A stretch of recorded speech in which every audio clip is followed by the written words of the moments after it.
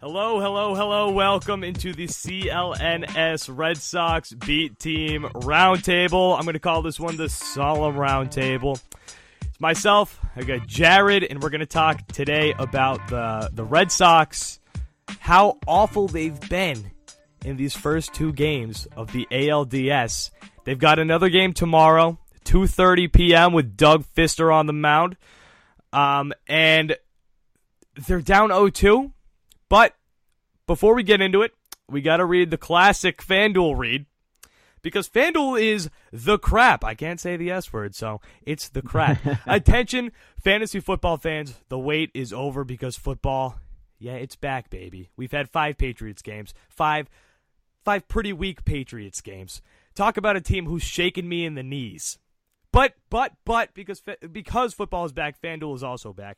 FanDuel is huge for the fantasy football everyday fans with new contests every single week, which means absolutely no busted seasons. It's simple, and there is something for everyone with a ton of contests to choose from, starting at just a single dollar, $1. But it has to come out of your debit card. You can't pay with cash. Don't be stupid. You got to pay with a debit card. Just pick a contest, choose your team, and watch your score skyrocket in real time. Over 2.5 million players have won a cash prize playing fantasy sports on FanDuel. Sign up today by going to FanDuel.com. Click the Join Now button, and you will join that instant and use my code RedSoxBeat. That is all one word. If you use that code, you get to try FanDuel for free. That's right, I mean for absolutely nothing, baby. Nada. With absolutely no deposit required. Visit FanDuel.com to claim your free contest and play for a share of $10,000. $10,000, that's so much money.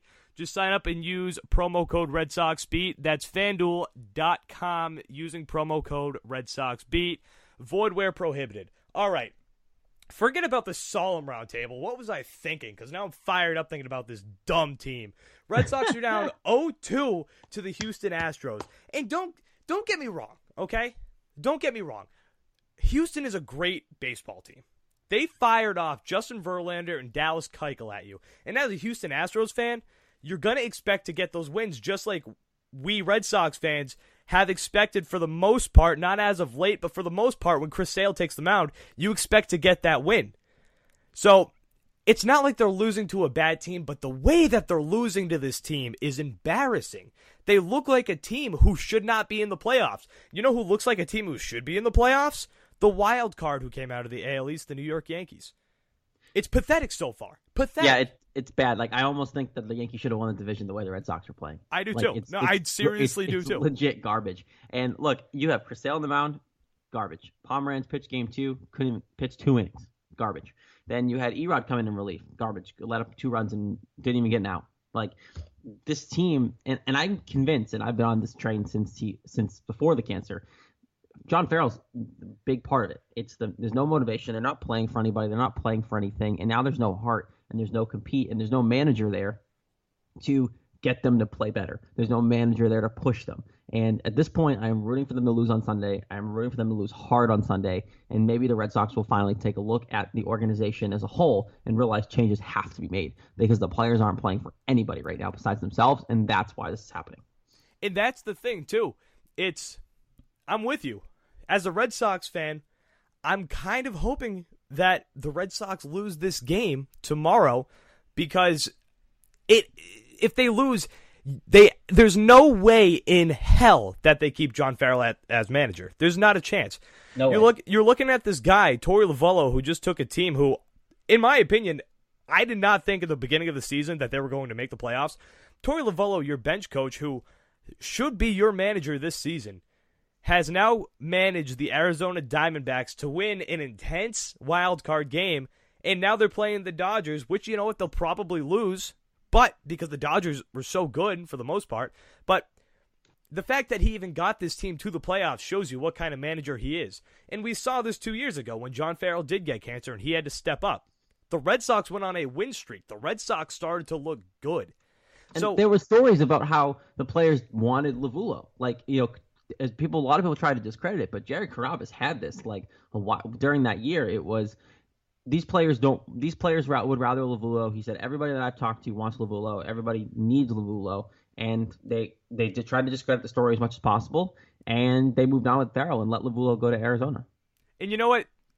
Speaking of Jared Carrabis, I trust him at this point more than most beat writers for like the bigger organization. I mean, actually, you know what? Screw that, because Barstool's freaking huge. The other organizations, because Carrabis has no reason to defend these players. Carrabis is straight up with you. And if he's saying that, I believe it. And now, you want to look at the actual play of this team. Chris Sale coming off of 10-plus days rest, I really thought he was going to pitch better. But we saw the same thing that we saw through August and September. We saw a slider that was too fast.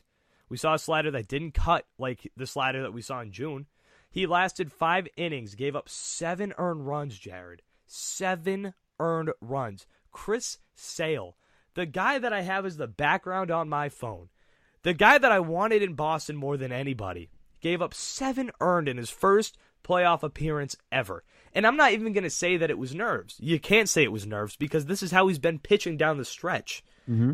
The starting pitching, I mean, we knew it, but it's not good enough to go deep into the playoffs. It's just not. It's not even good enough to win a game in the playoffs at this point. Like, now your season literally banks on Doug Fister coming out and having a good outing on Sunday. Like, there have been talks about potentially putting Chris Sale out there. Don't do it. Oh, no. Like, which is amazing. I'm saying no. Yeah, that's how bad he's been. If they win, then maybe let him pitch game 4. But look, this game's at Fenway, and that's the only thing they have to hold on to at this point. Is Doug Fister maybe has a miracle, gets them another game. But I think it's honestly, and I'm going to stick to this, it's bad for this team if they win this game. Because it's not good. It's certainly not good. They need to change. And if they win a game, then it goes, oh, see, we have a good enough team to beat these guys. No, you don't. This Houston team was the best team all year until Cleveland went on the massive streak that they did. And they deserve to be in the ALCS. They're probably going to the World Series. Look, this team, the Red Sox, need a change, and being swept is what's going to do it. John Farrell has become my Clay Buchholz. I was calling for Clay Buchholz to be off of this team for the longest time, and it finally happened. Now we need John Farrell to be gone and away from this team. This team got here based off of talent. And you know what? I will give him credit. He managed better this year, but I just don't trust the guy. You have Gary DiSarcina, who, I mean, I'll be honest with you, I don't know much about how he will be as a manager, but he can't be worse than John Farrell. No, he cannot be worse than John Farrell. And another name that I know has been tossed around currently with the Houston Astros organization is my boy Alex Cora. God, heartbeat. I would love to see Alex Cora back in a Red Sox uniform.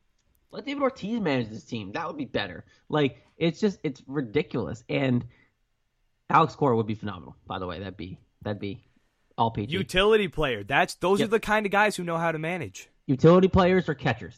They need to be the ones who manage these teams. Brock Holt will manage a team at some point. Oh, but he'd probably be a really good manager. Oh, most likely.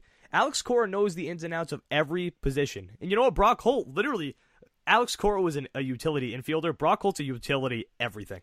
Everything. So he knows the ins and outs. He'll probably be good at some point. But, okay, so I'm panicking. You're panicking about the Red Sox right now. Are they going to get swept tomorrow? Because I'm telling you, I'm a cheap bastard. I hate spending money.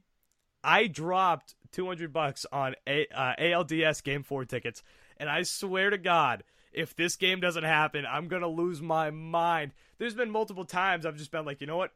F it. I'm done with the Red Sox. I am done with the Red Sox. Am I going to be able to see the game Monday? No. I don't think I will either. No, you're definitely not. Look at the way they've lost these games. Like, they're not even close. Altuve is going on a tear. These young hitters are going on a tear. You allow them to score 8 runs in both these games. It's the identical score in both games. Like, it's one of those things where there's no sign at all from these two starts that give me any faith that Farrell's going to put the right lineup out there, that the people who are playing are going to produce well. Like, why in the world do you let Nunez play game 1? Why in the world is Marrero playing over Devers in any situation in game 2? Like, that whole lineup was screwed up. So I have no faith in this team to put the right lineup on the field on Sunday. And on top of that, do I have any faith in these players to come out and win?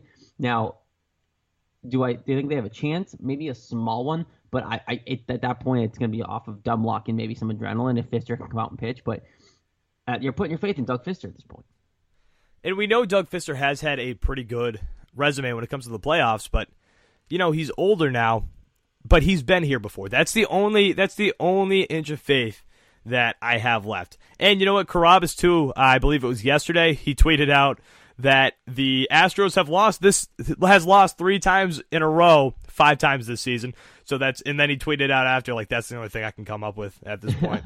Like, this team, that's coming from a media guy who's basically a fanboy.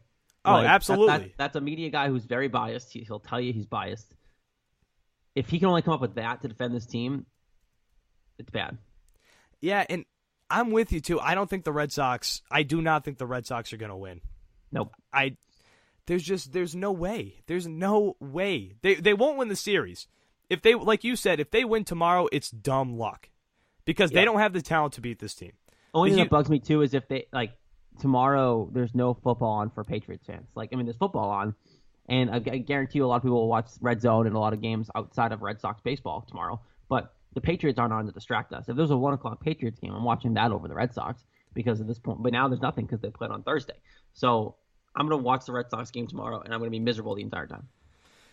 In 4 postseason starts, 8 series, Doug Fister is 4-2.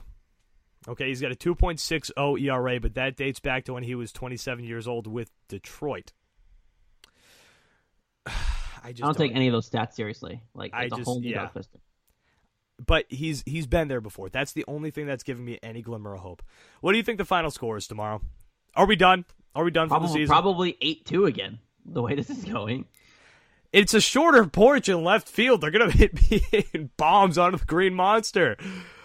There's no power in the Red Sox lineup. I don't trust any of these guys batting. Jared, your leadoff hitter right now is Xander Bogaerts. Do you have any faith in Xander Bogaerts? Nope. And I'm a Xander guy. Like, I support Xander. I am not. I am the worst Xander Bogaerts guy. Yeah, like I support Xander Bogaerts, and I don't think that this team right now. This team needs a shakeup. This team needs to get swept again to have them understand. Look, you need a bat. You need to develop some players, and you need a new voice in this clubhouse. Bogaerts right now is 0 for 9. 0 for 9. That's your leadoff hitter. So you are not starting the game off on a good foot. Yesterday, the Astros leadoff hitter, 2 for 4. 2 for 4. I believe he hit a bomb yesterday, too, but I can't find that stat. Springer. I believe Springer hit a bomb yesterday. He hit a ding-dong yesterday. So it's... Red Sox fans listening to this right now, the season's over. Season's over tomorrow. Jared, any last thoughts? Because I'm done. It's over. It's over. Let's get off this thing. Let's go to Jess's wedding and just drink our sorrows away. Yep, today's Saturday, October 7th, Jess Thomas, our fearless leader, the CLNS Red Sox B team. He's getting married today. So getting married. I mean, like, I'm looking forward to that, but I'm gonna have this Wayne. I'm gonna drink my sorrows away, but I'm not talking about drinking here on CLNS. No. Why would I talk about that? Come on. I'm drinking Kool-Aid, baby. I'm drinking the Red Sox Kool-Aid. That's what I'm talking about, you idiots. All right, CLNS, Red Sox B team, myself, my boy Jared. We're going to a wedding in a bit. Thank you guys for listening. Panic mode, probably the last roundtable before the Red Sox offseason. I'll be quite honest with you.